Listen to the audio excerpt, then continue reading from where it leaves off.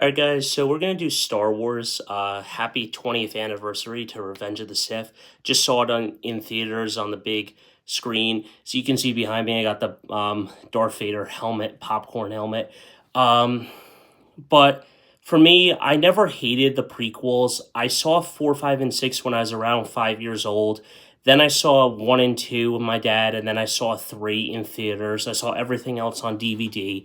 Um, I never felt like it was bad. I don't know if I can ever find it in my heart to really enjoy um, the sequels because, as I said before in my Jedi video about Star Wars, um, it's not the Palpatine saga.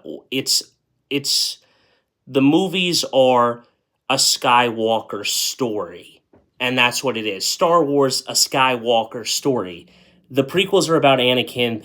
The originals are about Luke being that catalyst and how journey from dark side back to light. The prequels are about journey from light side to dark, and everything else in between. Now, do I think that in the sequels they could have done something where Mara Jade could have been in that and having Luke's daughter be in there, or Luke's son or something along the lines of that? Because Ben Solo doesn't actually exist in the comics or anything. It's actually Ben Skywalker. So I think it would have been cool to see that, where we could have had maybe Luke have a daughter and then, cousin versus cousin battle, or eventually we do get Palpatine versus Skywalker on the screen for once, and it would be awesome to see that. Maybe Rey never turns to the dark side and says, I want to be on the light.